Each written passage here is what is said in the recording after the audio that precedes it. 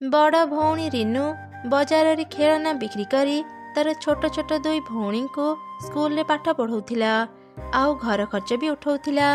सेठी तांकर केही निजर नथिले, तिनी भौणी अनाथ थिले। दिने एक दुर्घटना रे बड़ भौणी रिनुर गोटे गोड़ भांगी गला। अनेक दिन जाए से काम को जाई पारिलानी। आरे मुन्नी, घरे किछि भी खाइबा नाही, आज दिनटा पानी पी देइथा। कौन कहलु दीदी, आज भी खाइबा नाही? मु काली पानी पी के रहिथिले, आज भी पानी पी के रहिबा को हेबो। तमे दुई जण आउ कांदनी, मु आज बाहर को जाई काम खोजिबी आउ खाइबार व्यवस्था करिबी। हेले दीदी, तो देह भलो नाही, तू काम कोठी पाइबू? तू घरे रही आराम कर दीदी, आज मु काम खोजिबा को जिबी। ना, तमे दुई जण पाठ पढ़िबारे मन दियो, घर चलिबा दायित्व मोर।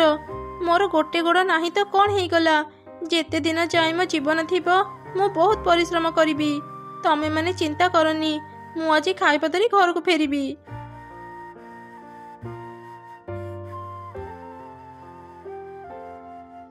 मांकड़ भाई, तुमर तो माटी खोला काम चलीची, मते किछि काम देई परिबो?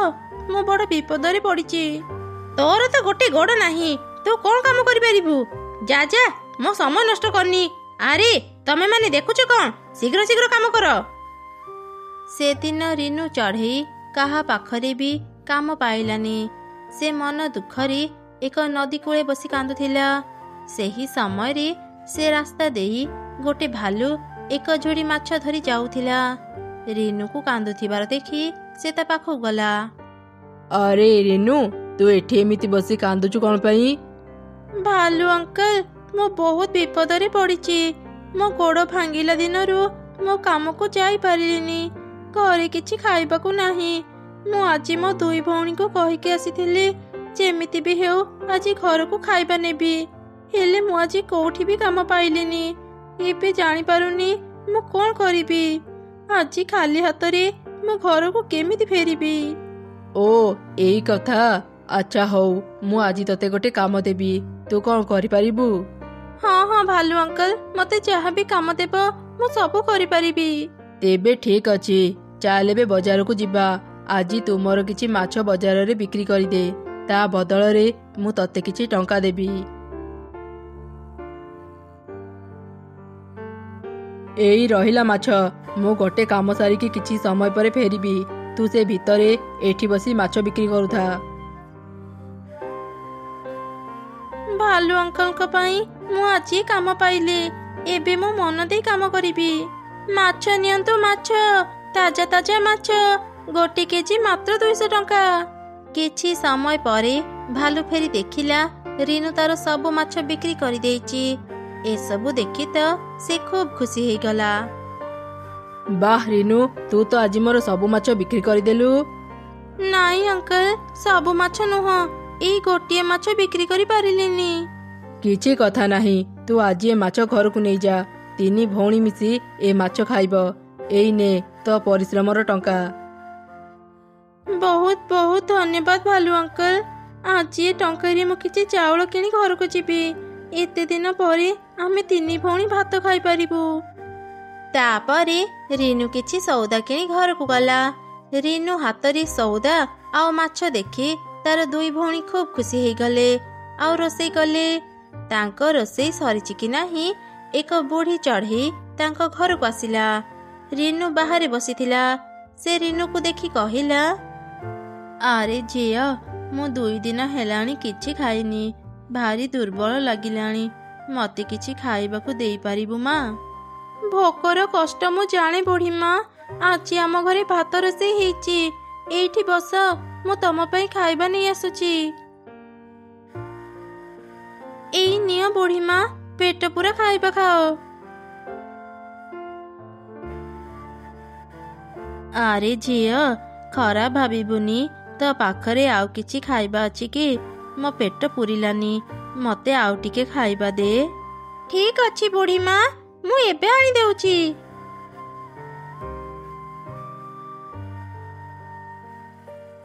आरे झियो, मो पेट पुरिलानी। कथा कौन कि मु बहुत दिन किछि भल खाइबा खाई नथिले।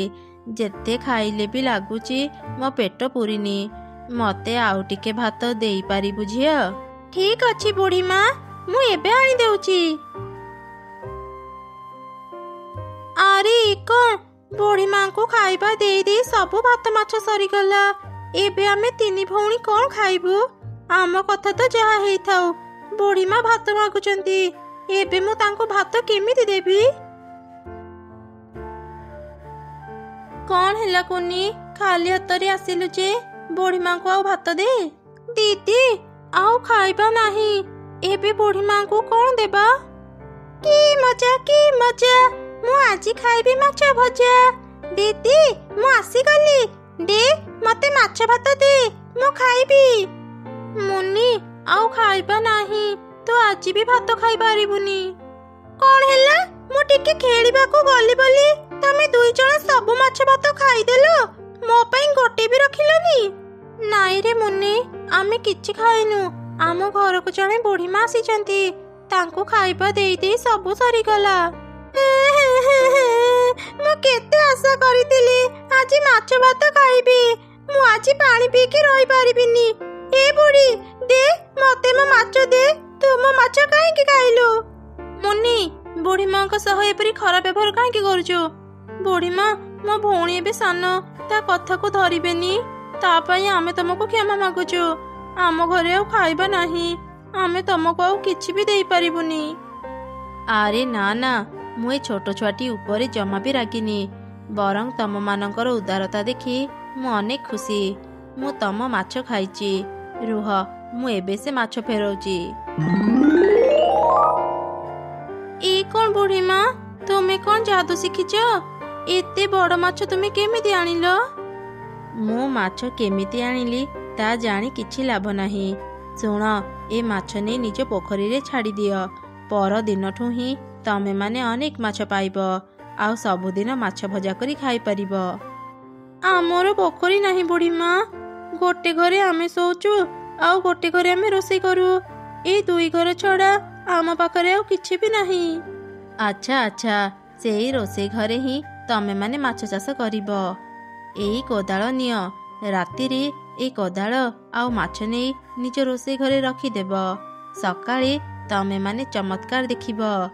ଆଚ୍ଛା ହଉ, ଏବେ ମୁଁ ଯାଉଛି।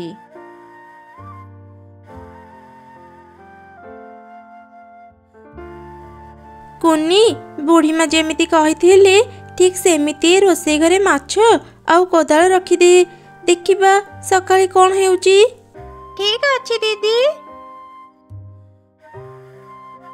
ଦିଦି, ଏ ଦିଦି, ଶୀଘ୍ର ଦେଖିବୁ ଆସେ। ରୋଷେଇ ଘରକୁ ଶୀଘ୍ର ଆସ ଦିଦି। ହେ ଭଗବାନ, ଏ କି ଚମତ୍କାର! ଆରେ କଣ ହେଲା? ତୁ ଏମିତି ପାଟି କରୁଛୁ କଣ ପାଇଁ? ଏ କଣ, ଆମ ରୋଷେଇ ଘରେ ଏତେ ବଡ଼ ପୋଖରୀ, କେତେ ମାଛ ଏଇ ପୋଖରୀରେ ଖେଳୁଛନ୍ତି। ବୁଢ଼ୀମା ତାହେଲେ ଏଇ ଚମତ୍କାର କଥା କହୁଥିଲେ। ଯା ତ କୁନି, ଶୀଘ୍ର ମୋ ଜାଲ ନେଇ ଆସିବୁ। ମୁଁ ଆଗ ଦୁଇଟା ମାଛ ଧରି ରୋଷେଇ କରି। ମୁନି କାଲି ମାଛ ନ ଖାଇପାରି ବହୁତ କାନ୍ଦୁଥିଲା, ତା ପାଇଁ ଆଗ ମାଛ ଭଜା କରିଦେବା। ଆଚ୍ଛା ଠିକ୍ ଅଛି ଦିଦି, ତୁ ବ୍ୟସ୍ତ ହେନି। ଆଜି ମୁଁ ମାଛ ଧରି ରୋଷେଇ କରିଦେଉଛି। ଓହୋ, କେତେ ଦିନ ପରେ ଯାଇ ମାଛ ଖାଇପାରୁଛି। କି ମଜା ଲାଗୁଛି। ଦିଦି, ଦେ, ମତେ ଆଉ ଗୋଟେ ମାଛ ଭଜା ଦେ। ହଁ ହଁ, ଆଜି ତୋ ପାଇଁ ସବୁ ମାଛ ହେଇଛି, ତୁ ପେଟ ପୁରା ଖା। ଯାହା ହେଉ ଦିଦି, ବୁଢ଼ୀମାଙ୍କ ଆଶୀର୍ବାଦ ଯୋଗୁଁ ଆମର ଆଉ ଖାଇବାର ଚିନ୍ତା ରହିଲାନି। ଆମ ପୋଖରୀରେ ତ ବହୁତ ମାଛ ଅଛି। ଏତେ ମାଛ ଆମେ କଣ କରିବା ଦିଦି? ମୁଁ ଭାବୁଛି ମୁଁ କିଛି ମାଛ ନେଇ ବଜାରରେ ବିକ୍ରି କରିବି। ଯାହା ବି ଟଙ୍କା ମିଳିବ, ଘର ଖର୍ଚ୍ଚ ବି ଉଠିବ, ତା ସହ ଆମର ଏ ଭଙ୍ଗା ଘରକୁ ମରାମତି ବି କରିପାରିବା। ହଁ ହଁ, ତୁ ଭଲ କଥା ଭାବିଛୁ। ସକାଳେ ମୁଁ ତତେ ମାଛ ଧରିବାରେ ସାହାଯ୍ୟ କରିଦେବି, ଆଉ ବଜାରରେ ମାଛ ଝୋଡ଼ି ପହଞ୍ଚେଇଦେବି। ତୁ ସେଠି ବସି ମାଛ ବିକ୍ରି କରିବୁ। ପରଦିନ ସକାଳେ ଦୁଇ ଭଉଣୀ ମିଶି ମାଛ ଧରିଲେ। ତାପରେ ସେମାନେ ସେସବୁ ନେଇ ବଜାରରେ ବିକ୍ରି କଲେ। ମାଛ ନିଅନ୍ତୁ ମାଛ, ଆସନ୍ତୁ ଆସନ୍ତୁ, ମୋ ପାଖରୁ ମାଛ ନେଇଯାଆନ୍ତୁ। ଗୋଟେ କେଜି ମାତ୍ର 100 ଟଙ୍କା। ଆରେ ରିନୁ, ତୁ ମାଛ ବିକ୍ରି କରୁଛୁ? ବାଃ, ତୋ ମାଛ ସବୁ ତ ବହୁତ ତାଜା। ହେଲେ ମୁଁ ଶୁଣିଥିଲି ତୁ ତ ବହୁତ ଗରିବ, ଖାଇବାକୁ ତ ଘରେ କିଛି ନାହିଁ, ତୁ ମାଛ ବ୍ୟବସାୟ କେମିତି କରୁଛୁ? ଗରିବଙ୍କ ଭାଗ୍ୟରେ କେତେବେଳେ ଯେ କ'ଣ ହୁଏ ତା କିଏ ଜାଣେ। ମୁଁ ଆମ ରୋଷେଇ ଘରେ ମାଛ ଚାଷ କରିଛି। ଆପଣ ମୋ ପାଖରୁ କିଛି ମାଛ ନେବେ କି ମ୍ୟାଡାମ? ଗରିବ ହେଲେ ବି ତ ବୁଦ୍ଧି ବହୁତ ଭଲ। ଆଚ୍ଛା ହଉ, ମତେ 1 କେଜି ମାଛ ଦେ। ଦିଦି, ତୁ ମୋ ପାଇଁ ନୂଆ ସ୍କୁଲ ବ୍ୟାଗ ଆଣିଛୁ।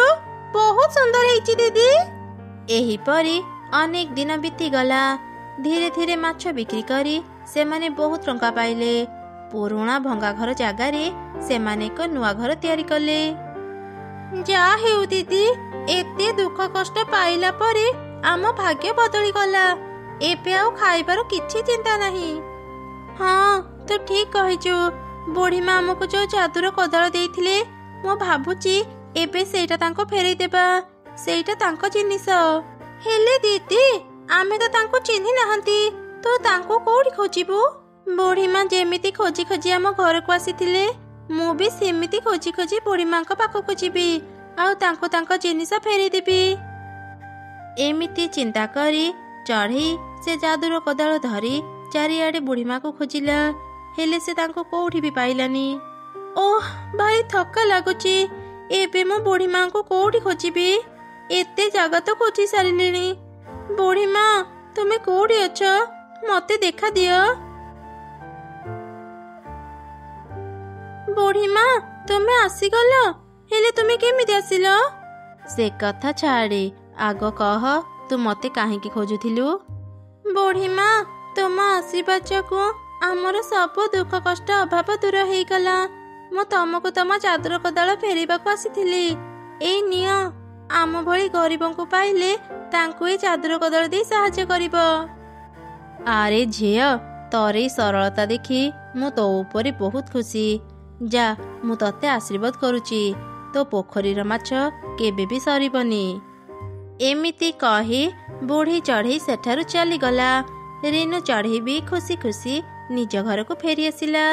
ପ୍ରତିଦିନ ସେ ମାଛ ବିକ୍ରି କରି ତା 2 ଭଉଣୀଙ୍କ ସହ ଖୁସିରେ ରହିଲା।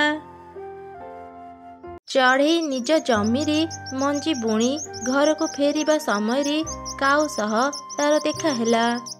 ଆରେ ଚଢ଼େଇ, ତୁ ଏ ବର୍ଷ ତ ଜମିରେ କ'ଣ ଚାଷ କରିଛୁ? କାଉ ଭଉଣୀ, ମୁଁ ଏ ବର୍ଷ ମୋ ଜମିରେ ଫୁଲକୋବି ଚାଷ କରିଛି। ମୁଁ ଶୁଣିଛି ବଜାରରେ ଏବେ ଫୁଲକୋବିର ଚାହିଦା ବେଶୀ, ସେଥିପାଇଁ ଭାବିଲି ଏ ବର୍ଷ ମୁଁ ଫୁଲକୋବି ଚାଷ କରିବି। ଭଲ କରିଛୁ। ମୁଁ ପ୍ରତିବର୍ଷ ପରିବା ଚାଷ କରେ, ସେଥିପାଇଁ ମୁଁ ଏ ବର୍ଷ କିଛି ଫଳ ଚାଷ କରିଛି। ହଉ ଚଢ଼େଇ, ମୁଁ ଏବେ ଘରକୁ ଯାଉଛି। ଏମିତି କଥା ହେଇ ସେ 2 ଜଣ ନିଜ ନିଜ ଘରକୁ ଚାଲିଗଲେ। ସେ ଚଢ଼େଇ ଅନାଥ ଥିଲା। ସେଇ ଜଙ୍ଗଲରେ ସେ ଏକା ହିଁ ରହୁଥିଲା। ତା ଜମିରେ ସେ ଚାଷ କରି ନିଜ ପେଟ ପୋଷୁଥିଲା। ତାପରେ ବେଶ କିଛି ଦିନ ବିତିଗଲା। ଆରେ ବାଃ, ମୋ ଜମିରେ ଫୁଲକୋବିର ଛୋଟ ଛୋଟ ଚାରା ବାହାରିଛି। ମୁଁ ଏବେ ବଜାରରୁ କିଛି ଉର୍ବର ସାର ଆଉ କୀଟନାଶକ କିଣି ଆଣେ। ଏହି ସମୟରେ ତ ଉର୍ବର ସାର ଆଉ କୀଟନାଶକ ବେଶୀ ବେଶୀ ଦେବାକୁ ପଡ଼ିବ, ତାହେଲେ ଯାଇ ମୋ ଫସଲ ଭଲ ହେଇପାରିବ। ଏମିତି ଚିନ୍ତା କରି ଚଢ଼େଇ ବଜାରରୁ କିଛି ଉର୍ବର ସାର କିଣି ଆଣି ନିଜ ଜମିରେ ଛିଞ୍ଚି ଦେଲା। ସାର ଦିଆ କାମ ଏବେ ସରିଗଲା। ଏବେ ଜମିରେ ମୁଁ ପାଣି ଦିଏ। ତାପରେ ଚଢ଼େଇ ତା ଚାରା ଗଛରେ ପାଣି ଦେଲା। ଏମିତି ଚଢ଼େଇ ତା ଫସଲର ଖୁବ୍ ଯତ୍ନ ନେଉଥିଲା। ସେ ବହୁତ ପରିଶ୍ରମ କରୁଥିଲା। କିଛି ଦିନ ପରେ ଫୁଲକୋବିର ଚାରା ଗଛ ବଡ଼ ହେଇଗଲା ଆଉ ସେଥିରେ ଅନେକ ଫୁଲକୋବି ଫଳିଲା। ଆରେ ବାଃ, ମୋ ଫୁଲକୋବି ଫସଲ ତ ଖୁବ୍ ଭଲ ହେଇଛି। ଏବେ କେବଳ ଧ୍ୟାନ ରଖିବାକୁ ହେବ ଯେମିତି ମୋ ଫୁଲକୋବି ଫସଲରେ ପୋକ ଲାଗିବନି। ଆଉ କିଛି ଦିନ ଯାଉ ମୁଁ ମୋର ସବୁ ଫୁଲକୋବିରେ କୀଟନାଶକ ସ୍ପ୍ରେ କରିଦେବି। ସେମିତିରେ ମୋ ଫୁଲକୋବି ଫସଲ ଆଉ ନଷ୍ଟ ହେବନି। ଏମିତି କହି ଚଢ଼େଇ ତା ଘରକୁ ଚାଲିଗଲା। ସେ ଯିବା ପରେ ତା ଜମିରେ ଥିବା ସବୁଠୁ ବଡ଼ ଫୁଲକୋବି କଥା କହିଲା। ଓହୋ, କେତେ ଦିନ ପରେ ଯାଇ ମୁଁ ମୋ ଚାରିପାଖକୁ ଦେଖୁଛି। ଏମିତି ଲାଗୁଛି ସମସ୍ତଙ୍କଠୁ ସୁନ୍ଦରୀ ପରିବା ହେଉଛି ଫୁଲକୋବି। ମୋ ଦେହର ରଙ୍ଗ କେତେ ଧଳା। କାହିଁକି ଯେ ଚାଷୀମାନେ ଅନ୍ୟ ପରିବା ଚାଷ କରନ୍ତି? କେତେ ଭଲ ହୁଅନ୍ତା ଯଦି ସେମାନେ କେବଳ ଫୁଲକୋବି ଚାଷ କରନ୍ତି। ପୃଥିବୀର ଚାରିଆଡ଼େ କେବଳ ଫୁଲକୋବି ଦେଖିବାକୁ ମିଳନ୍ତା। ଚଢ଼େଇର ଫୁଲକୋବି ଜମି ପାଖରେ ଆଉ ଏକ ଚଢ଼େଇର ଜମି ଥିଲା। ସେ ତା ଜମିରେ ବାଇଗଣ ଚାଷ କରିଥିଲା। ଫୁଲକୋବିର ଏ ସବୁ କଥା ଗୋଟେ ବାଇଗଣ ଶୁଣୁଥିଲା। ହଠାତ୍ ସେ କହିଲା, ଏଇ ଫୁଲକୋବି, ଏମିତି ସବୁ କ'ଣ କହୁଛୁ? ନିଜ ରୂପକୁ ନେଇ ଏତେ ଗର୍ବ କାହିଁକି କରୁଛୁ? କ'ଣ କହିଲୁ ତୁ? କେବଳ ଏକୁଟିଆ ହିଁ ତୁ ଏ ପୃଥିବୀରେ ରହିବାକୁ ଚାହୁଁଛୁ? ସମସ୍ତେ କ'ଣ ଖାଲି ଫୁଲକୋବି ଖାଇବେ? ସମସ୍ତଙ୍କୁ ଫୁଲକୋବି ଯେତିକି ଦରକାର ଥାଏ, ଅନ୍ୟ ପରିବା ବି ସେତିକି ଦରକାର ହେଇଥାଏ। କିଏ ରେ? କିଏ ମୋ କଥାର ଉତ୍ତର ଦେଲା? ଓ କଳା ବାଇଗଣ, ତୁ ମତେ ଜ୍ଞାନ ଦେଉଛୁ? କଳା ଚେପା ବାଇଗଣ, छी, ତୁ ଦେଖିବାକୁ କେତେ ଅସୁନ୍ଦର। ଚାଲି ଆସିଲ ମୋ ସହ କଥା ହେବା ପାଇଁ। ମୋ ସହ କଥା ହେବାକୁ ବି ତୋର ସାହସ କେମିତି ହେଲା? ଫୁଲକୋବି, ତୋର ଏତେ ଅହଙ୍କାର କ'ଣ ପାଇଁ? ତୁ ଯେମିତି ଗୋଟେ ପରିବା, ମୁଁ ବି ସେମିତି ଗୋଟେ ପରିବା। ସମସ୍ତେ ତତେ ଖାଇଲେ ଯେମିତି ଭିଟାମିନ୍ ପାଆନ୍ତି, ଅନ୍ୟ ପରିବାକୁ ଖାଇଲେ ସେମିତି ଭିଟାମିନ୍ ପାଆନ୍ତି, ବୁଝିଲୁ? ତୁ ଏତେ ଆଉ ଫୁଲେଇ ହେନି। ଏଇ କଳା ବାଇଗଣ, ଚୁପ୍ କର କହୁଛି। ଏମିତି କ'ଣ ଭିଟାମିନ୍ ଅଛି କି ତୋ ପାଖରେ? ଆମେ ସବୁ ଫୁଲକୋବି ଅନ୍ୟ ସବୁ ପରିବାଙ୍କ ଠାରୁ ଅନେକ ସୁନ୍ଦର। ଆମ ପାଖରେ ବେଶୀ ଭିଟାମିନ୍ ଅଛି। ଫୁଲକୋବି ଭାରି ସ୍ୱାଦିଷ୍ଟ, ସେଥିପାଇଁ ତ ସମସ୍ତେ ଆମକୁ ଖାଆନ୍ତି। ତ କଥା ଶୁଣିକି ମତେ ଭାରି ହସ ଲାଗୁଛି। ଏମିତି ମୂର୍ଖଙ୍କ ପରି କଥା କାହିଁକି କହୁଛୁ? ପ୍ରତ୍ୟେକ ପରିବାରେ କିଛି ଅଲଗା ଅଲଗା ଭିଟାମିନ୍ ଥାଏ। କେବଳ ଫୁଲକୋବି ଖାଇଦେଲେ ଦେହକୁ ଶକ୍ତି ମିଳେନି। ସବୁ ପ୍ରକାରର ପରିବା ଖାଇଲେ ହିଁ ଦେହକୁ ସଠିକ ଶକ୍ତି ମିଳିଥାଏ। ଏଇ କଳା ବାଇଗଣ, ଆଉ ବେଶୀ ଯୁକ୍ତି କରନି। ଏତିକି ମନେ ରଖ, ସବୁ ପରିବାଠୁ ଫୁଲକୋବିରେ ବେଶୀ ଭିଟାମିନ୍ ଥାଏ। ଆମେ ଦେଖିବାକୁ ଯେମିତି ସୁନ୍ଦର, ଖାଇବାକୁ ବି ସେତିକି ସ୍ୱାଦିଷ୍ଟ। ହେଲେ ତତେ ଖାଇଲେ ଯାହା, ନ ଖାଇଲେ ସେଇଆ। ନା ତୋର ଚେହେରା ଅଛି, ଆଉ ନା ତୋର ସ୍ୱାଦ ଅଛି। ନିଜ ରୂପର ଅହଙ୍କାର ପାଇଁ ତୋର ବୁଦ୍ଧି ବି ଲୋପ ପାଇଗଲାଣି। ଯଦି ଖାଲି ଫୁଲକୋବି ଖାଇକି ସମସ୍ତେ ଶକ୍ତି ପାଇଯାଆନ୍ତେ, ଚାଷୀମାନେ ଅନ୍ୟ ପରିବା ଚାଷ କରନ୍ତେ ନାହିଁ। ତୋ ଭଳି ଗୋଟେ କଳା ଚେପା ବାଇଗଣ ସହ କଥା ହେବାକୁ ମୋର ଜମା ବି ଇଚ୍ଛା ନାହିଁ। ଆମ ଜମିକୁ ଚାହିଁକି ଦେଖେ, ଧଳା ବାଦଲ ପରି ଆମେ କେତେ ସୁନ୍ଦର ଦେଖାଯାଉଛୁ। ତୋ ଭଳି ଗୋଟେ କଳା ଚେପା କଣ୍ଟା ବାଇଗଣକୁ ଭଗବାନ କାହିଁକି ବନିଛନ୍ତି କେଜାଣି? ତତେ ଦେଖିବାକୁ ବି ମତେ ଘୃଣା ଲାଗୁଛି। ଫୁଲକୋବି, ସାମାନ୍ୟ ଗୋଟେ ପରିବା ହେଇ ଏତେ ଅହଙ୍କାର କରିବା ଭଲ ନୁହଁ। କାହିଁକି ନା ଥରେ ପରିବା ପଚିଗଲେ ସବୁ ଶେଷ। ସିଧା ସିଧା କହ, ମୁଁ ଏତେ ସୁନ୍ଦର ବୋଲି ତୁ ସହିପାରୁନୁ? ମୁଁ ସୁନ୍ଦର ବୋଲି ମୁଁ ଗର୍ବ କରୁଛି। ତୁ ଚାହିଁଲେ ବି ମୋ ଭଳି ସୁନ୍ଦର ହେଇପାରିବୁନି। ଏମିତି ପ୍ରତ୍ୟେକ ଦିନ ଫୁଲକୋବି ନିଜ ରୂପକୁ ନେଇ ଭାରି ଗର୍ବ କରୁଥିଲା। ଆଉ ବାଇଗଣକୁ ଅନେକ କଥା କହି ତାକୁ ଅପମାନ ଦେଉଥିଲା। କିଛି ଦିନ ପରେ ଚଢ଼େଇ ନିଜ ଜମିକୁ ବୁଲିବା ପାଇଁ ଆସିଲା। ଦେହ ଖରାପ ଥିବାରୁ ମୁଁ ଜମିକୁ ଆସିପାରୁନଥିଲି। ଏବେ ଦେଖୁଛି ମୋ ଜମିର ସବୁ ଫୁଲକୋବି ଅନେକ ବଡ଼ ହେଇଗଲେଣି। ଏଇଟା କୀଟନାଶକ ସ୍ପ୍ରେ କରିବା ପାଇଁ ସଠିକ ସମୟ।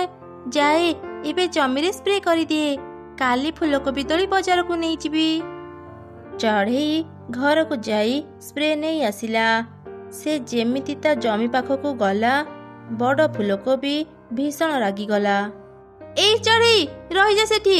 ମୋ ଉପରେ ଜମା ବି ସେ ଗନ୍ଧିଆ ସ୍ପ୍ରେ ପକାନି କହୁଛି। ତୁ କ'ଣ ସ୍ପ୍ରେ ପକେଇ ମୋ ସୁନ୍ଦରତା ନଷ୍ଟ କରିବାକୁ ଚାହୁଁଛୁ? ଏସବୁ ତୁ କ'ଣ କହୁଛୁ ଫୁଲକୋବି? ମୁଁ ତ ନିଜେ ଅନେକ ପରିଶ୍ରମ କରି ତତେ ବଡ଼ କରିଛି। ମୁଁ କାହିଁକି ତୋ ସୁନ୍ଦରତା ନଷ୍ଟ କରିବି? ଏଇଟା ପୋକ ମାରିବା ସ୍ପ୍ରେ। ଏଇ ସ୍ପ୍ରେ କଲେ ତମେ ସବୁ ଫୁଲକୋବି ପୋକମାନଙ୍କ ପାଖରୁ ରକ୍ଷା ପାଇବ। ଦରକାର ନାହିଁ ତୋର ସେ ଗନ୍ଧିଆ ସ୍ପ୍ରେ। ଆମେ ବହୁତ ସୁନ୍ଦର, କେହି ପୋକ ଆମର କିଛି କ୍ଷତି କରିପାରିବେନି। ତୁ ଚାଲିଯା ଏଠୁ, ଆଉ ଦିନେ ଏଠାକୁ ଆସିବୁନି। ସାମାନ୍ୟ ଗୋଟେ ପରିବା ହେଇ ତୁ ଏତେ ଅହଙ୍କାର କରୁଛୁ। ମତେ ମୋ ଜମିରୁ ହିଁ ଚାଲିଯିବାକୁ କହୁଛୁ। ଭୁଲି ଯାଆନି, ମୁଁ ତତେ ଯତ୍ନ କରି ଚାଷ କରିଛି ବୋଲି ଆଜି ତୁ ଏ ପୃଥିବୀର ଆଲୁଅ ଦେଖିପାରୁଛୁ, ବୁଝିଲୁ? ଯତ୍ନ କରି ଚାଷ କରିଛୁ ବୋଲି ତୁ କ'ଣ ଆମର ମାଲିକାଣୀ ହେଇଯାଇଛୁ? ଯା, ଚାଲିଯା ଏଠୁ। ଦରକାର ନାହିଁ ତୋର ଦୟା। ହେ ଭଗବାନ, ଏତେ ପରିଶ୍ରମ କରି ଫୁଲକୋବି ଚାଷ କରିଥିଲି କ'ଣ ଏଇ ଦିନ ଦେଖିବା ପାଇଁ? ମୁଁ ମୋ ଜମିରେ ଏତେ ପରିବା ଚାଷ କରିଛି, ହେଲେ ତୋ ଭଳି ଅହଙ୍କାରୀ ପରିବା ମୁଁ କେବେ ଦେଖିନଥିଲି। ମୁଁ ଚାଲି ଯାଉଛି। ଦେଖିବୁ, ଯେତେବେଳେ ପୋକମାନେ ତୋ ଉପରେ ଆକ୍ରମଣ କରିବେ, ତୁ ପଛେ ସଢ଼ି ମରିବୁ। ଯା ଯା, ତୋ ଭଳି ଗୋଟେ ସାମାନ୍ୟ ଚଢ଼େଇର କଥାରେ ମୋର କିଛି ବି ଫରକ ପଡ଼ିବନି। ମୁଁ ସବୁଠାରୁ ସୁନ୍ଦର, ମୋ ସୁନ୍ଦରତା କେବେ ନଷ୍ଟ ହେବନି। ଫୁଲକୋବିର ଏ କଥାରେ ଚଢ଼େଇ ରାଗିଯାଇ ନିଜ ଘରକୁ ଚାଲିଗଲା। ଦିନେ ଜଙ୍ଗଲରେ ହଠାତ୍ ବର୍ଷା ହେଲା। ବର୍ଷା ଛାଡ଼ିଯିବା ପରେ ସବୁ ଫୁଲକୋବିରେ ପୋକ ଲାଗିଗଲେ। ପୋକମାନଙ୍କ ପାଇଁ ଧୀରେ ଧୀରେ ଫୁଲକୋବି ପଚିବା ଆରମ୍ଭ କଲା। ଓଃ, ଭାରି କଷ୍ଟ ହେଉଛି। ମୋତେ ପୋକମାନେ ଖାଇ ଦେଉଛନ୍ତି। ଦୟାକରି ମୋତେ କେହି ସାହାଯ୍ୟ କର। ଏ ଯନ୍ତ୍ରଣା ମୁଁ ଆଉ ସହିପାରୁନି। ଠିକ୍ ହେଇଛି ତତେ ଫୁଲକୋବି। ସେଦିନ ତ ମାଲିକାଣୀ କୀଟନାଶକ ସ୍ପ୍ରେ କରିବା ପାଇଁ ଆସିଥିଲା, ହେଲେ ତୁ ନିଜ ରୂପର ଅହଙ୍କାର ଦେଖେଇଲୁ। ଏବେ ତତେ ବଞ୍ଚେଇବା ପାଇଁ କେହି ବି ଆସିବେନି। ପରିବା ହେଇ ଏତେ ଅହଙ୍କାର କରିବା ଭଲ ନୁହଁ। ଦେଖିଲୁ ତ ତୋର ଅବସ୍ଥା କ'ଣ ହେଲା। ତୁ ଏବେ ପଚି ପଚି ମର। ହଁ, ଠିକ୍ କଥା। ନିଜ ରୂପକୁ ନେଇ ଅହଙ୍କାର କରିବା ଭଲ ନୁହଁ।